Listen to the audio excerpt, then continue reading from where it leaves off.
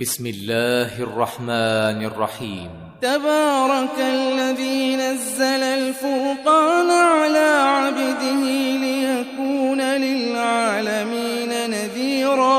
بسم اللہ الرحمن الرحیم نحمده ونصلی علی رسولہ الکریم اما بعد۔ محترم ناظرین کرام، جیسا کہ آپ کو معلوم ہے کہ ذی الحجہ کا مہینہ بہت قریب آنے والا ہے، تو اسی مناسبت سے میں چاہتا ہوں کہ آپ حضرات کے سامنے کچھ مسائل بیان کروں۔ سب سے پہلا معاملہ یہ ہوتا ہے کہ قربانی کس آدمی کے اوپر واجب ہوتی ہے، تو یہ بات ذہن نشین کر لینی چاہیے کہ قربانی واجب ہوتی ہے ہر اس آدمی پر جو کہ آزاد ہو، مسلمان ہو، اور قربانی کے جو ایام ہیں ان میں وہ مقیم بھی ہو، مسافر نہ ہو، اور اسی کے ساتھ ساتھ ان قربانی کے ایام میں وہ صاحب نصاب بھی ہو، یعنی اس کے پاس نصاب کے بقدر چاندی یا سونا یا نقدی یا اس کے علاوہ مال تجارت یا ضرورت سے زائد سامان موجود ہو، تو ایسے آدمی کے اوپر قربانی واجب ہو جاتی ہے۔ لہٰذا جو آدمی ان تمام شرائط کے ساتھ قربانی کے دنوں میں سے کوئی بھی دن پالے یا آخری دن میں بھی جا کر کے وہ اس نصاب کا مالک ہو جائے اور یہ تمام شرائط اس کے اندر پائی جائیں تو اس کے اوپر قربانی واجب ہو جاتی ہے۔ ایک مسئلہ یہ ہو جاتا ہے کہ کوئی آدمی مالدار تھا اور اس نے قربانی کی نیت سے کوئی جانور خریدا اور وہ جانور گم ہو گیا یا وہ مر گیا۔ جب قربانی کا وقت آیا تو یہ مالدار انسان یہ فقیر ہو گیا، یعنی صاحب نصاب نہیں رہا، تو اس پر دوسرے جانور کی قربانی لازم نہیں ہے۔ اب اس کے برخلاف مسئلہ آتا ہے، وہ یہ کہ کوئی آدمی پہلے فقیر تھا لیکن جب قربانی کے دن آئے، پہلا دن ہو یا تیسرا دن ہو، ان میں سے وہ کسی بھی دن میں مالدار بن گیا، صاحب نصاب ہو گیا، تو اس کے اوپر قربانی واجب ہو جاتی ہے۔ اسی طریقے سے اگر کوئی فقیر آدمی ہے اور وہ اپنی طرف سے قربانی کر دی تھی اس نے، اور کرنے کے بعد وہ قربانی کے دنوں میں مالدار ہو گیا، جب وہ قربانی کے دنوں میں مالدار ہو گیا، اب اس کے اوپر دوسری قربانی لازم ہو جائے گی اور پہلی قربانی اس کی کیا ہوگی؟ نفل شمار کی جائے گی۔ اسی کے ساتھ ساتھ ایک یہ بھی مسئلہ آتا ہے کہ کوئی مالدار تھا، اس کا کوئی جانور گم ہو گیا جس کو اس نے قربانی کی نیت سے خریدا تھا، اب اس پر اس کی جگہ دوسرے جانور کی قربانی لازم ہوگی۔ اسی طرح مالدار کا کوئی جانور مر گیا تھا، اس نے جو قربانی کے لیے لے رکھا تھا، تو اگر وہ قربانی سے پہلے مر گیا تو تب بھی دوسرے جانور کی قربانی اس کے ذمے لازم ہوگی۔ اسی طرح مالدار کی جو قربانی کا جانور تھا اس نے بچہ دے دیا، بچہ جب دے دیا تو اس بچے کی قربانی مالدار کے اوپر لازم نہیں ہوگی۔ مالدار سے متعلق ایک مسئلہ یہ بھی آتا ہے کہ مالدار نے کوئی جانور خریدا تھا یا پالا تھا یا متعین کر دیا تھا قربانی کے لیے، اب وہ جانور اسے پسند نہیں، اسے بدلنا چاہتا ہے وہ، تو یہ مالدار شخص بدل سکتا ہے، اس میں کوئی حرج کی بات نہیں ہے۔ اب آتے ہیں فقیر کی طرف کہ فقیر کیا ان تمام مسئلوں میں بھی یکساں ہے مالدار کی طرح یا الگ ہے؟ تو جان لینا چاہیے کہ قربانی کے مسائل میں فقیر کے لیے الگ مسائل ہیں اور مالدار کے لیے الگ مسائل ہیں۔ دیکھا جائے تو فقیر کے اوپر زیادہ بوجھ ہے، اس وجہ سے کہ جب اس کے اوپر لازم ہی نہیں ہے تو کیوں اپنے اوپر وہ لازم کر رہا ہے؟ اگر وہ زبردستی کرے گا تو اس کے لیے مسائل الگ سے کھڑے ہو جائیں گے۔ تو سنیے آگے، اگر کسی فقیر آدمی نے کوئی جانور قربانی کی نیت سے خریدا تو اب اس کے اوپر قربانی اس کی کرنا لازم ہو جاتی ہے، اور اسی متعین جانور کی قربانی لازم ہوتی ہے، اگر کوئی اور کرے گا یعنی کہ تبدیلی نہیں کر سکتا وہ۔ قربانی جب کسی آدمی کے اوپر لازم نہیں ہے، فقیر ہے، تو اگر وہ قربانی سے پہلے اس نے جانور خریدا اور وہ گم ہو گیا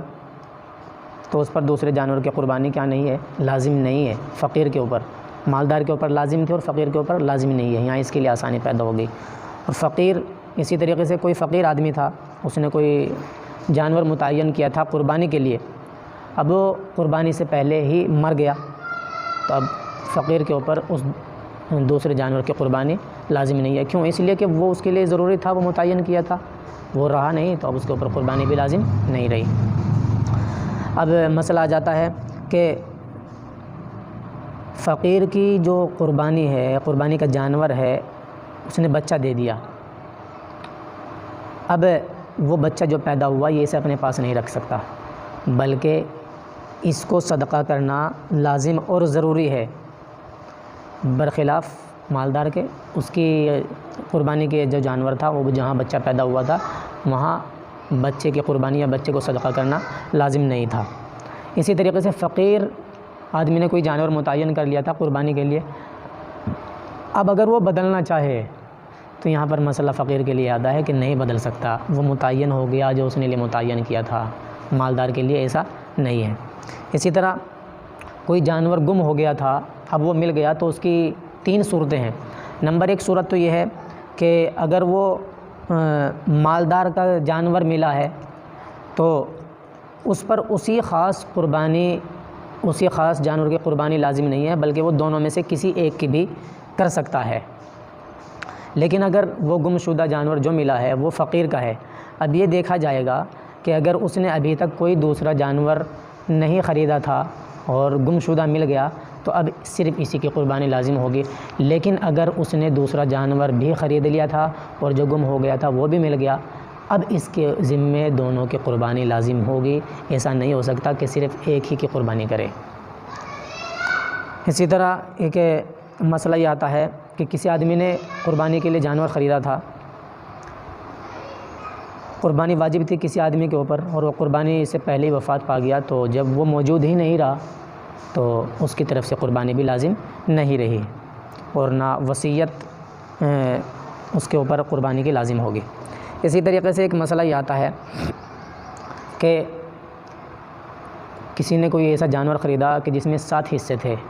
ان 7 حصے دوروں میں سے ایک آدمی کا انتقال ہو گیا، اب جو اس کے ورثہ ہیں اگر وہ سب کے سب اجازت دے دیں، عاقل ہوں، وہ بالغ ہوں، وہ سب کے سب اجازت دے دیں تو سب کی طرف سے قربانی درست ہو جائے گی۔ لیکن اگر اس کے ورثہ میں سے کوئی ایک اجازت نہ دے یا ان میں سے کوئی ایک بھی اگر نابالغ ہوا یا غیر عاقل ہوا تو یاد رکھنا چاہیے کسی کی بھی طرف سے قربانی صحیح ادا نہیں ہوگی، سب کی قربانی غلط ہو جائے گی، صحیح نہیں ادا ہوگی۔ ایک مسئلہ یہ آتا ہے کہ کوئی شخص اپنے مرحوم اعزاء قارب والدین یا رشتہ دار بھائی بہن کی طرف سے قربانی کرنا چاہتا ہے تو بالکل کر سکتا ہے، کوئی حرج کی بات نہیں ہے، یہ تعامل چلا آ رہا ہے،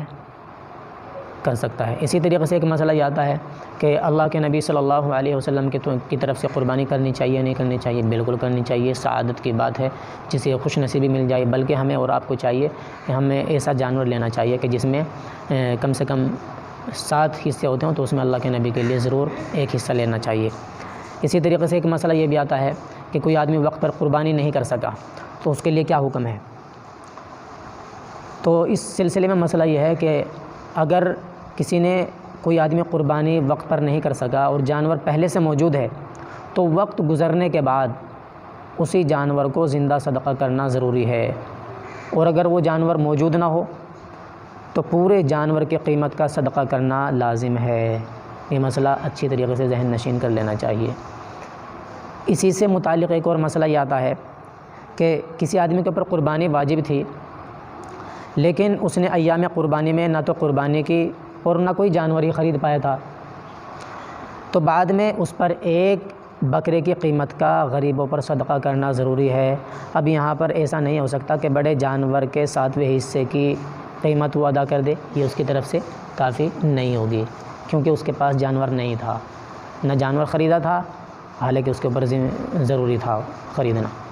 پچھلا مسئلہ اس سے الگ تھا، کیوں؟ وہاں پہلے جانور موجود تھا۔ اسی طریقے سے ایک اہم مسئلہ یہ آتا ہے عوام میں کہ صاحب استطاعت ہے،